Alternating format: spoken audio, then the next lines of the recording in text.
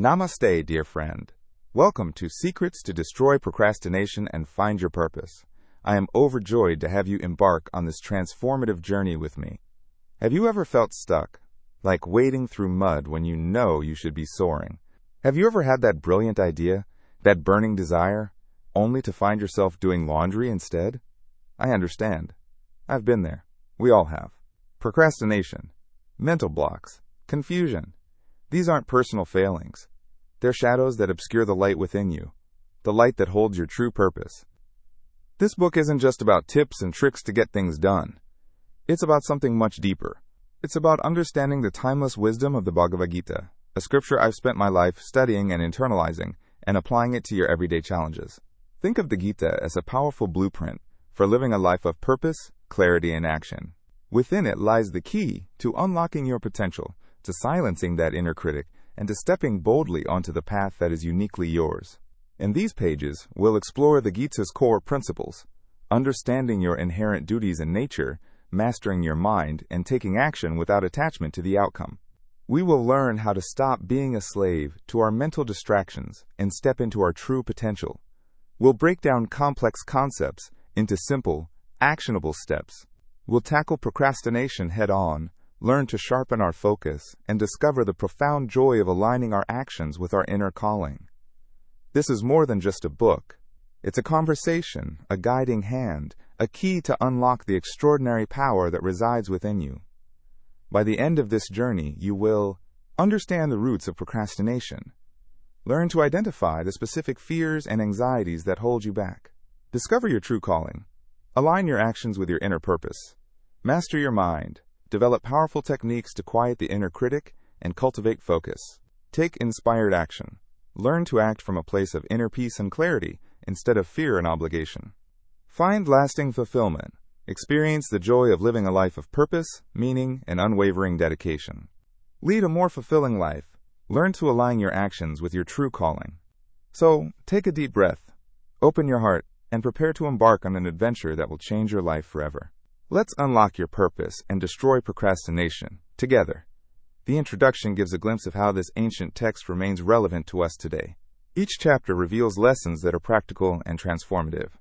Subscribe to our channel to continue this journey of understanding and enlightenment. Let's explore the depths of this timeless wisdom together. All right, my friends, welcome. I'm so excited to begin this journey with you. A journey into the heart of your potential, your purpose, and your power to truly live the life you are meant to live. We're going to explore the wisdom of the Bhagavad Gita, made accessible and practical for overcoming procrastination and finding your unique place in this world. Let's start here. Chapter 1. The Battlefield Within. Recognizing your inner Kurukshetra. Imagine, if you will, a vast battlefield. Two armies face each other, poised for combat. This isn't just any battle. It's a fight that will determine the fate of a kingdom. This battlefield is called Kurukshetra. Now, forget the ancient setting for a moment. This legendary battlefield is you. Yes, you. Inside each of us, there's a constant struggle. It's a wrestling match between what we know we should be doing and what we actually end up doing, or rather, not doing. That's where procrastination, mental blocks, and all forms of confusion come from. They build in our minds. What we need is to deconstruct them with the help of Bhagavad Gita. Think of procrastination as one of the armies. It's the force that whispers, just 5 more minutes of scrolling, or you can start that tomorrow. Mental blocks? They're the generals, strategically placing obstacles in your path, making tasks seem far more daunting than they actually are. I don't know where to begin, they hiss. I'm not good enough. Confusion? It's the fog of war swirling around you, obscuring your true objective. It blurs the path, leaving you disoriented and unsure which way to turn or where to start from. This internal war, my friends, is your Kurukshetra. You see, the Bhagavad Gita isn't just a story about a prince on a battlefield. It's a manual for navigating our internal battlefield, the daily struggles that prevent us from reaching our full potential. Recognizing this inner conflict is the first, most crucial step. Start by acknowledging the opposing forces within you. What are the thoughts and feelings that hold you back? Maybe you want to start that passion project, but fear of failure paralyzes you. Perhaps you dream of a healthier lifestyle, but the comfort of your current routine is too strong to leave. Or maybe you just want to be able to make correct decisions in life and find your purpose. These are the battles you must face. This isn't about self-blame. It's about self-awareness. Only when you understand the nature of your internal conflict can you begin to strategize and move toward victory. Throughout this book, we'll explore the timeless wisdom of the Bhagavad Gita and learn how to become the victorious warrior in our own lives. We'll learn how to identify the forces holding us back, how to harness our inner strength, and how to find clarity and purpose amidst the chaos. So take a deep breath. Acknowledge the battlefield within, and know that you already possess the power to win. You are the prince ready to take the kingdom. Your time to rise is now. Now, let's put this battlefield to rest, and think about peace and purpose. Chapter 2. Arjuna's Dilemma. When purpose feels impossible. Namaste, dear friend. Have you ever felt utterly paralyzed? Like you're standing at the edge of a cliff, knowing you should jump towards your dreams, but your legs are glued to the ground? That overwhelming feeling of, I can't? That's Arjuna's state of mind right at the beginning of the Bhagavad Gita. He's a mighty warrior, about to face his cousins in a battle for the kingdom. He should be ready, eager, even triumphant. But he's not. He's a mess. He looks out at the opposing army and sees family, teachers, loved ones. The very people he's supposed to fight and potentially kill. He knows this battle is about justice, about reclaiming what is rightfully his. But the human cost, it's crushing him. How can I raise my weapons against my own? He cries. I'd rather be killed unarmed than cause such suffering. Arjuna, the valiant archer, is now filled with doubt, fear, and a complete loss of purpose. He doesn't see a path forward. He sees only pain and destruction. And you know what? This is incredibly relatable. We all face moments like this. Maybe you're staring at a daunting project at work, the sheer size of it making you want to hide under the covers. Perhaps you're considering a big life change, a career shift, a move, and the uncertainty overwhelms you. Or maybe you simply feel stuck, unsure of what your true calling even is. Arjuna thought his purpose was clear, to be a warrior, a king. But now, faced with the reality of that purpose, he finds it impossible to reconcile with his own values, his own humanity. The very foundation he built his life upon is cracking. The beauty of the Bhagavad Gita is that it doesn't judge Arjuna for his weakness. It acknowledges his struggle. It recognizes that even the most courageous among us can be brought to our knees by the weight of decision, by the seeming impossibility of the path ahead. Take a deep breath. If Arjuna, a legendary warrior, could find himself paralyzed by doubt, then it's okay if you do too. The first step in overcoming this is simply acknowledging it. Don't beat yourself up for feeling overwhelmed. Accept that you're facing a challenge. Arjuna's dilemma is a universal one. It's about the clash between our perceived duty and our inner values. It's about the fear of the unknown. It's about feeling lost when the path seems too difficult, too painful. Recognize your own Kurukshetra, your own battlefield. What challenges are you facing that leave you feeling emotionally paralyzed? Acknowledging this is the first step towards finding your own resolution, your own path to purposeful action. Because, just like Arjuna, you have the potential to emerge from this battlefield stronger, wiser, and more aligned with your true self. Chapter 3. The Karma Yoga Prescription. Action without attachment. Namaste, friends. Let's talk about something powerful, something transformative. Karma Yoga. It's not just about doing things. It's about how you do them. It's the path of action, but with a crucial twist. Action without attachment. Think about it. Why do we procrastinate? Because we're often obsessed with the results. Will this be perfect? Will they like it? What if I fail? We get so caught up in the what-ifs that we freeze. Karma Yoga offers a solution. Forget the outcome. Focus on the action itself. Imagine a doctor performing surgery. If they're constantly thinking about their reputation or the patient living or dying, their hands might tremble. But a true Karma Yogi doctor focuses entirely on the present moment, the precise cut, the careful suture, the act of healing itself.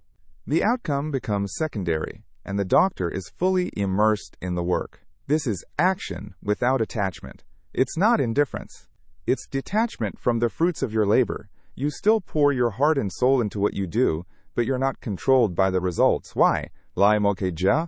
Because you know that is not in your hand. A mom cooking dinner may not get appreciation from her family, but she put her hard labor and love into it.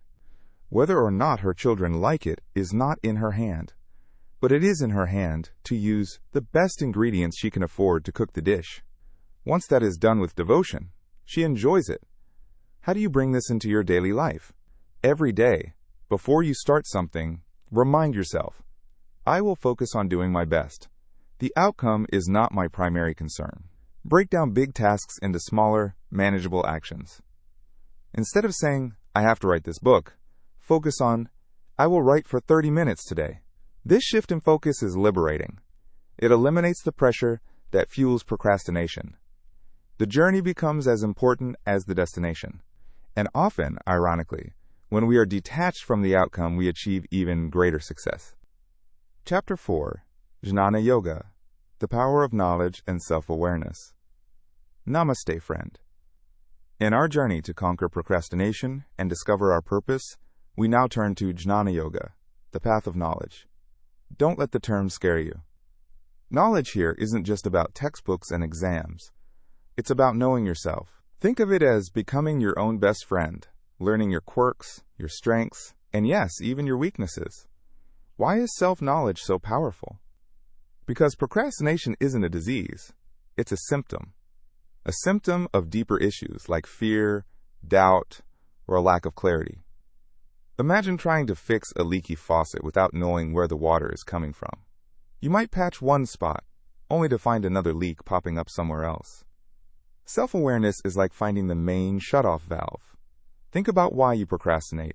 Is it fear of failure? Maybe you're afraid of what others will think. Or perhaps you're simply overwhelmed and don't know where to start. These are the enemies hiding within, the mental blocks holding you back. Jnana Yoga helps us identify them, bring them into the light, and disarm them. So how do we cultivate this self-awareness? Through reflection. It sounds simple, but it requires honesty and courage. Ask yourself tough questions. What am I really avoiding? What am I afraid of? What limiting beliefs do I hold about myself? E.g., I'm not good enough. I'll never succeed. What truly motivates me? Keep a journal. Write down your thoughts, your feelings, your reactions to different situations. Don't judge yourself. Just observe. Look for patterns. Do you always procrastinate when faced with tasks that require public speaking? Or when you feel inadequate against someone better than you? This simple exercise of reflecting on these questions will create wonders in your path to self-discovery. For example, imagine someone consistently putting off writing a report at work. On the surface, it seems like laziness, but with self-reflection, they might discover they're actually afraid of criticism. The report is excellent, and putting it off shields them from potential negative feedback. This awareness allows them to address the real issue, their fear of judgment, rather than just beating themselves up for procrastinating. Jnana Yoga isn't about instant enlightenment, but consistent investigation of the self. It's about peeling back layers, one at a time, to reveal the diamond of your true potential that shines within. Start today, and watch how understanding yourself becomes the key to unlocking focused action and lasting clarity. Let's keep moving forward, together. Chapter 5, Dhyana Yoga, Mastering the Mind Through Meditation. Friends, have you ever felt like your mind is a wild monkey, jumping from one thought to another? That's the mental chatter that fuels procrastination. Dhyana Yoga, or meditation, is the art of taming that monkey. Think of it like this. You're trying to read a book in a crowded room. The noise makes it impossible to focus. Meditation is like finding a quiet corner where you can finally hear your own thoughts clearly. Meditation isn't about emptying your mind completely. That's nearly impossible. It's about learning to observe your thoughts without getting carried away. When a thought arises, acknowledge it and gently guide your attention back to your anchor, usually the breath. Here's a simple technique to start. 1. Find a comfortable spot. Sit in a chair or on the floor with your spine straight. 2. Close your eyes gently. If that feels uncomfortable, soften your gaze and look downwards. Focus on your breath. Pay attention to the sensation of the air entering and leaving your nostrils. Feel your chest or belly rise and fall. 4. Thoughts will arise. Don't fight them. Simply notice them, acknowledge them as thought, and gently bring your attention back to your breath. 5. Start small. Even 5 minutes a day is a great start. Gradually increase the duration as you feel comfortable. Imagine you're stuck in traffic. You can either honk your horn and get stressed, or you can put on some music and accept the situation. Meditation is similar. It helps you accept and observe your thoughts without resistance, reducing stress and improving focus. The benefits of meditation are immense. It reduces anxiety, improves concentration, and gives you a sense of inner peace. When your mind is calm, you can make better decisions, overcome procrastination, and connect with your true self. Don't be discouraged if you find it difficult at first. Like any skill, meditation takes practice. Be patient with yourself and celebrate your progress. Each moment you spend in stillness is a victory in your journey toward focused action and inner clarity. Embrace the quiet corner of your mind and watch your procrastination melt away. Chapter 6. Bhakti Yoga. Finding joy in the journey.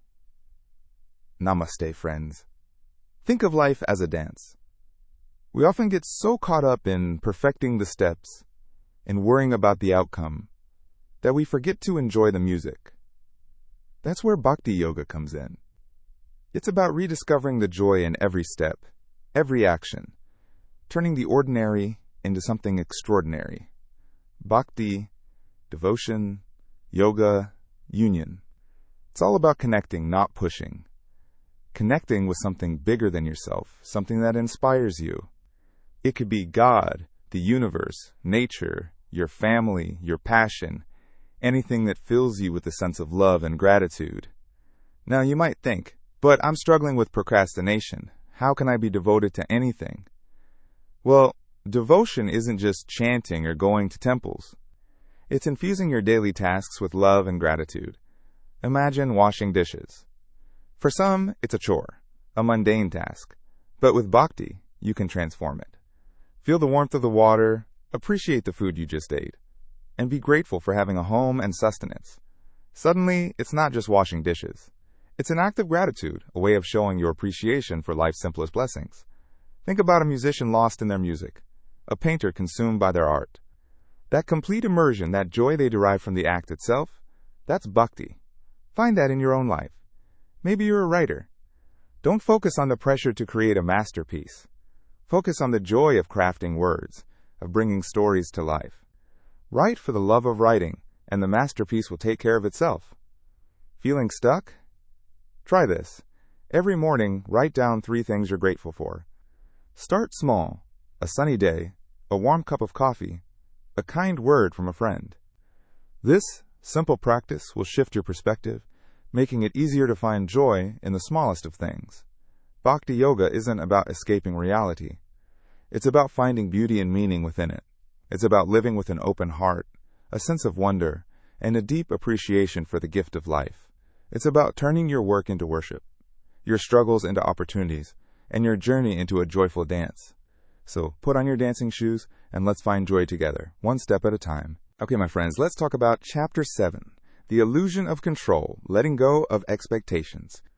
We spend so much time trying to orchestrate every tiny detail of our lives, right?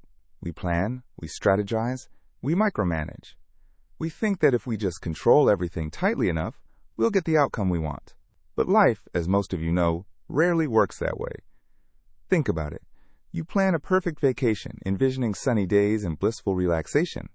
But what happens? The weather turns, your flight is delayed, and the hotel loses your reservation. Sound familiar? We get frustrated, stressed, and sometimes even give up on enjoying the vacation altogether, all because it didn't match our expectations. The Bhagavad Gita reminds us that while we are responsible for our actions, we don't control the results. We only have control over our effort. The outcome? That's influenced by so many other factors.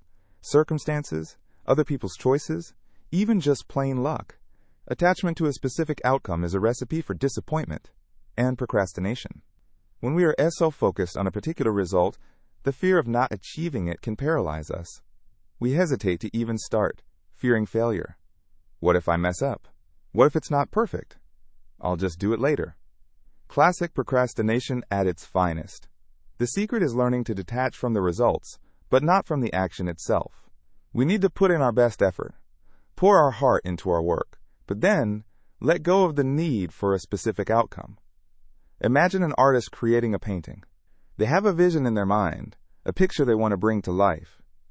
but they know that the finished painting might not be exactly what they envisioned. They embrace the process, the exploration of color and form, and let the painting evolve. They might even stumble upon something even more beautiful than they initially imagined, because they weren't clinging rigidly to their expectations. Similarly, in life, if we focus on doing our best, on truly participating fully in the present moment, and let go of the tight grip of expectation, we create space for something even better to emerge. It's not about not having goals or aspirations. Ambition is a good thing and is very important for one's growth. It's about loosening our grip on the way those goals need to be achieved.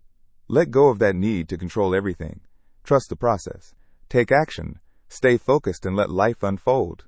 You might be surprised at what amazing opportunities come your way. Free from the burden of expectation, you become more flexible, creative, and ultimately more effective. Let go, my friends, and watch yourselves soar. Chapter 8. The Power of Right Action, Aligning with Your Values. Namaste, my friend. Let's talk about something truly powerful. Aligning your actions with your values. You see, procrastination often isn't about laziness. It's about misalignment. It's your soul whispering, hey, this isn't really you. Think of it like this. Imagine you're trying to row a boat. If each oar is pulling in a different direction, you won't get anywhere. Similarly, if your actions are tugging against your core values, you'll feel stuck, unmotivated, and perpetually frustrated. Right action, as taught in the Bhagavad Gita, isn't just about doing something.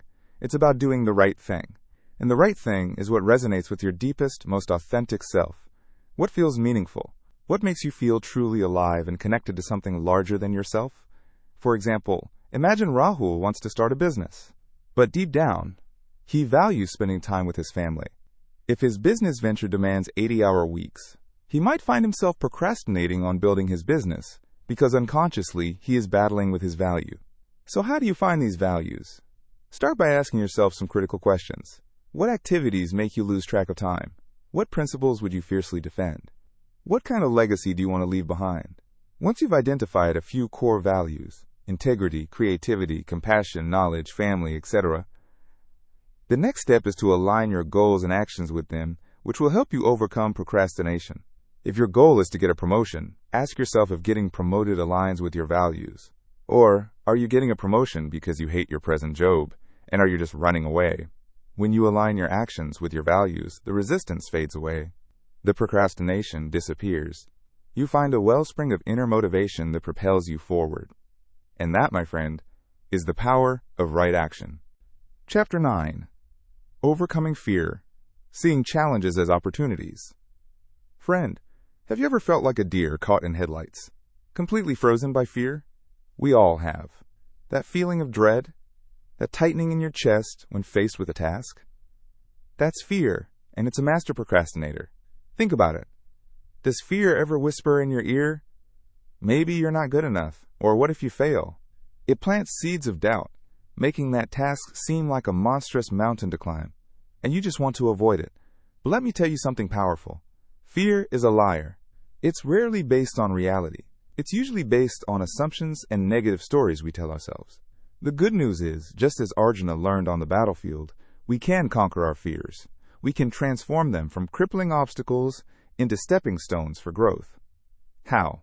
1. Name your fear. What exactly makes you afraid? Are you afraid of failing, of being judged, of looking foolish? Write it down. Seeing it on paper demystifies it. 2. Challenge the fear. Is your fear based on facts or feelings? Is there any real evidence to support what you're afraid of? Often, you'll find your fears are overblown. 3. Reframe the challenge. This is where the magic happens. Instead of seeing the task as a threat, start seeing it as an opportunity, a chance to learn, grow, and become stronger. See every challenge as a chance to prove we can do it or not. If we can do it, great, and if we can't do it, it gives us experience. Example, let's say you're terrified of public speaking. Instead of thinking, I'm going to embarrass myself, reframe it. This is an opportunity to share my ideas with others and improve my communication skills. 4.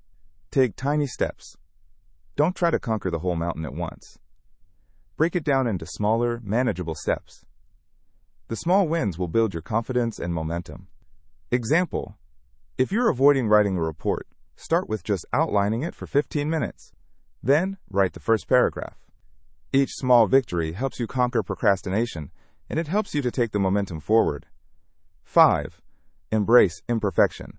Perfection is the enemy of progress. Don't let the fear of not being perfect stop you from even starting. It's okay to make mistakes. It's okay to stumble. That's how we learn and grow. Remember, every challenge you overcome makes you stronger. It builds resilience, confidence. So face your fears head on, reframe them as opportunities, and watch yourself transform. You got this. Chapter 10. The Nature of the Self. Recognizing your true potential. Friends, have you ever looked in the mirror and wondered, who am I, really? We often define ourselves by our jobs, our relationships, our successes, and even our failures. But what if I told you that you are so much more than all of that? Think of a wave in the ocean. It rises, crests, and eventually crashes back into the sea. For a moment, it might think it's separate, unique. But it's still water, an integral part of the vast ocean. Similarly, we, the selves, are part of something much bigger, much grander. We identify with our temporary forms, our personalities, our worries, forgetting the infinite potential that lies within each of us.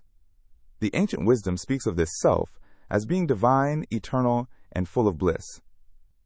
It's not to be confused with the ego, the part of you that craves validation and fears judgment. The ego is the noisy roommate inside your head. So how do we start recognizing this true potential? First, cultivate self-compassion. Be kind to yourself. Would you berate a child for falling while learning to walk? Treat yourself with the same patience and understanding. Acknowledge your imperfections, your mistakes, but don't let them define you. They are simply stepping stones. Second, begin to observe your thoughts and feelings without judgment. You are not your thoughts, you are the observer of your thoughts. Like watching clouds pass in the sky, let the negative emotions and fears arise and pass. Don't cling to them.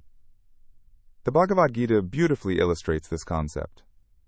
Arjuna, the warrior, felt overwhelmed by fear and doubt. Krishna gently guided him to understand his true nature, to see that he was capable of so much more than he believed. You, too, possess that inner strength, that untapped potential. Remember, you are not limited by your past, your present, or your surroundings. You are a spark of the divine, capable of incredible things. Start looking inward. Discover the power that resides within you. Start the journey to true self-discovery. Chapter 11. Discipline versus Punishment. Building Sustainable Habits. Namaste, dear friend. Let's talk about something crucial on this journey to overcome procrastination and find your purpose. The difference between discipline and punishment.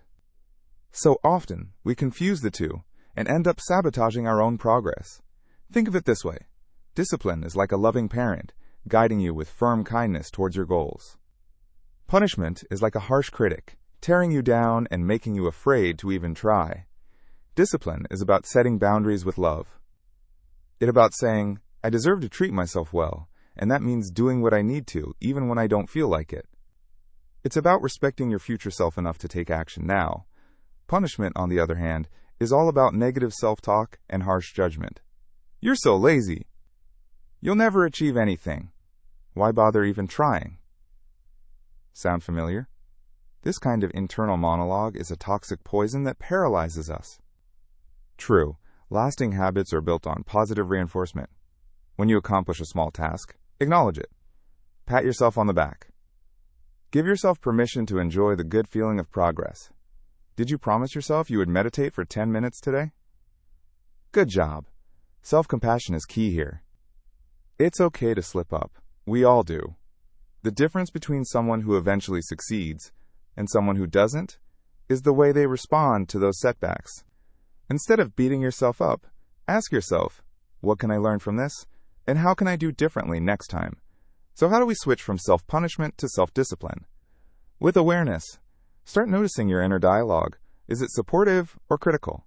Make a conscious effort to replace those negative thoughts with more encouraging ones. Building sustainable habits is a marathon, not a sprint. Be patient. Be kind to yourself. Celebrate the small victories. And remember, discipline comes from a place of love, not fear. Choose love, my friend, and you will be amazed at what you can achieve. Chapter 12. Living in the Present, the Key to Focused Action. Friends, how much time do you spend replaying yesterday's mistakes or fretting about tomorrow's worries? Be honest. For many of us, it's a lot. We're trapped in a time warp, bouncing between regret and anxiety, while the present moment, the only one we truly have, slips through our fingers. But here's a powerful truth. Procrastination thrives in the past and future. Regret paralyzes us. Fear overwhelms us. Focused action, on the other hand, can only exist right here, right now. Think of it like this. You're driving. If you're constantly looking in the rearview mirror, the past, or staring at the horizon, the future, you're going to crash. You need to focus on the road directly in front of you to navigate safely. The same applies to life. To conquer procrastination and unlock our potential, we need to master the art of present moment awareness, mindfulness. Mindfulness isn't some mystical practice reserved for monks. It's simply paying attention, on purpose, without judgment, to what's happening right now. How do we practice this? Here's a simple exercise. The 5 senses check-in.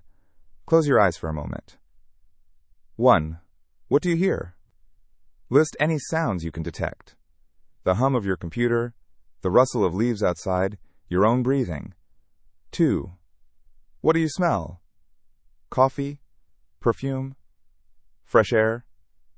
3. What do you taste? Anything lingering in your mouth? 4. What do you feel? The texture of your clothes on your skin, the pressure of your feet on the floor, the temperature of the air. 5. What do you see with your eyes closed? Notice the colors and shapes that appear behind your eyelids. This takes less than a minute, but it's a powerful reset. It pulls you out of your head and anchors you in the present. You can do this anytime, anywhere, while stuck in traffic, waiting in line, even before starting a challenging task. Another powerful tool is focusing on your breath. When you feel overwhelmed, simply follow your breath. The inhale, the exhale, your mind will wander. That's okay. Gently guide it back to your breath. Each time you do, you're strengthening your ability to stay present. The beauty of this is that focused action naturally emerges when you're present. When you're not consumed by past failures or future anxieties, you can dedicate all your energy to the task at hand. Imagine you're writing a report. Instead of thinking about the deadline, the potential criticism, or that mistake you made last week, you simply focus on the sentence you're writing right now. The words flow easier, the ideas become clearer, and procrastination melts away. Living in the present is a skill, not a destination. It requires consistent practice.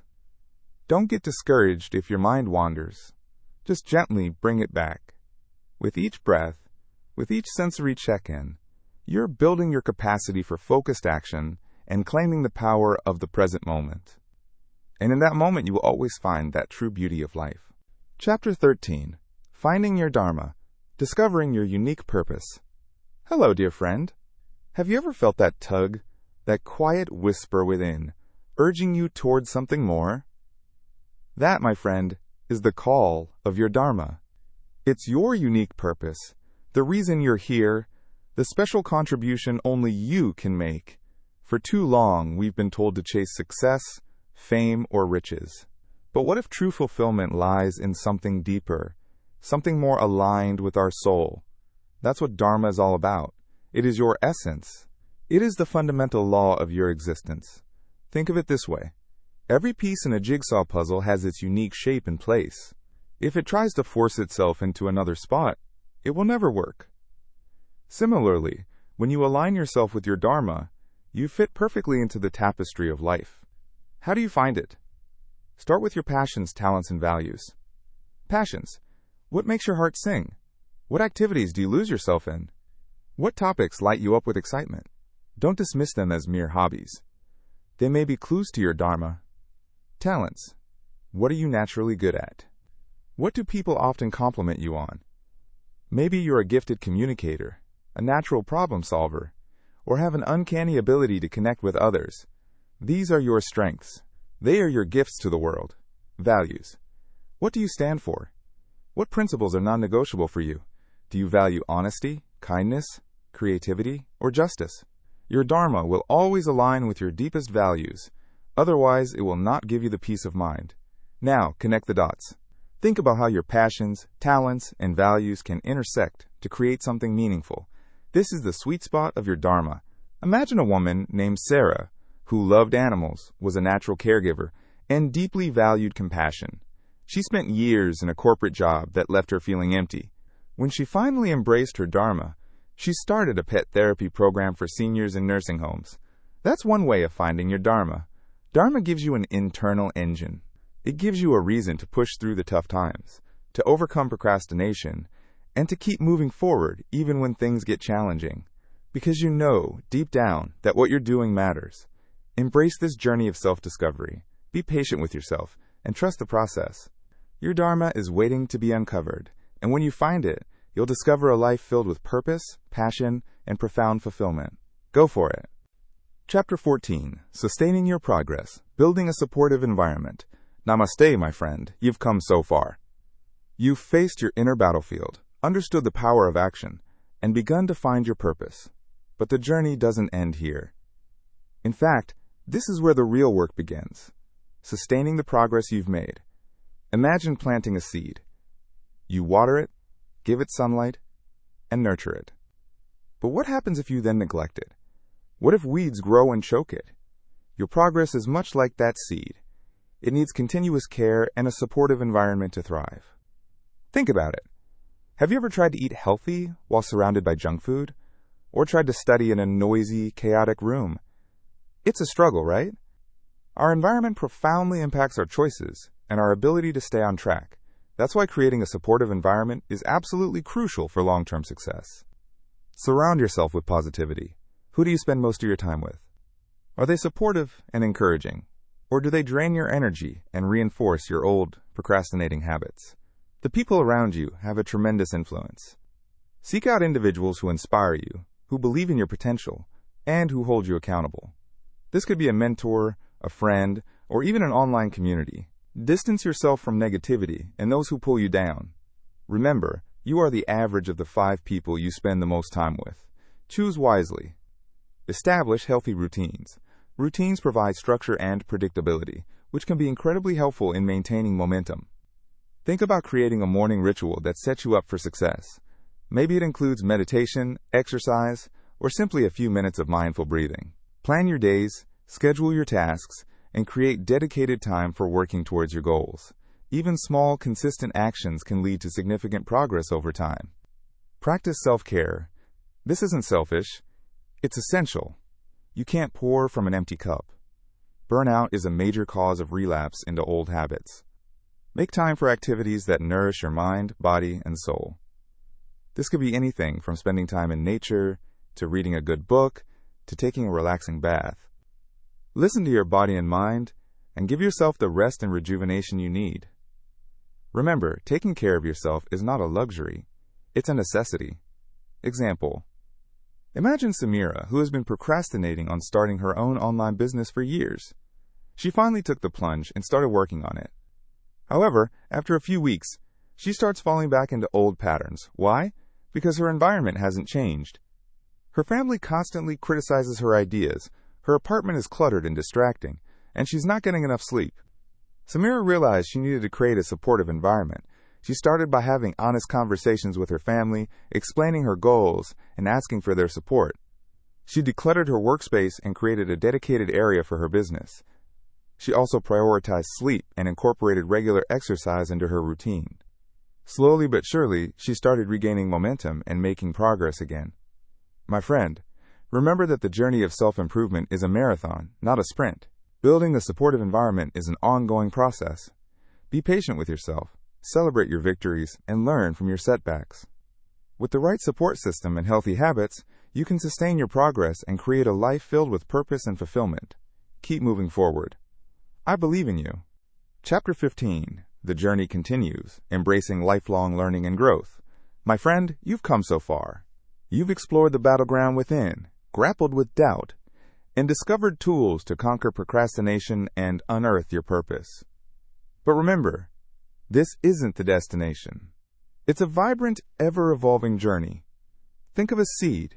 It sprouts, grows, blossoms, bears fruit, and then, as the seasons change, it rests. But even in rest, its essence remains, preparing for the next cycle. Your spiritual journey is similar. There will be periods of intense growth and periods of quiet reflection, times of action, and times of contemplation. Embrace them all. Don't be disheartened by setbacks. They are inevitable. They are simply opportunities to learn, to refine your understanding, and to strengthen your resolve. Did you make a promise to yourself that you would meditate in the morning and you broke it today? Don't worry.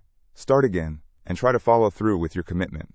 The world is constantly changing, and so are you. What resonates with you today might not resonate tomorrow. That's perfectly okay. Keep exploring, keep questioning, keep learning. Dive deeper into the ancient texts. Share your insights with others.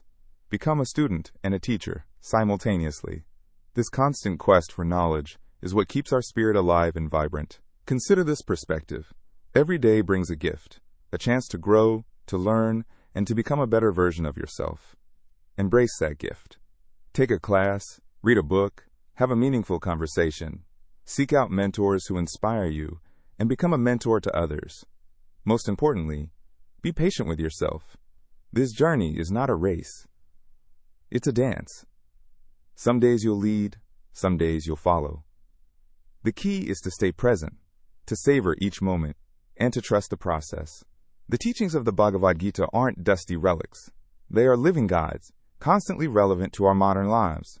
They offer a framework for navigating the complexities of existence, for finding meaning in the midst of chaos, and for living a life of purpose and joy. So go forth, my friend. Embrace the journey, learn from every experience, grow stronger with every challenge, and never stop exploring the boundless potential within. The world needs your unique gifts, your passions, and your wisdom. Keep shining your light.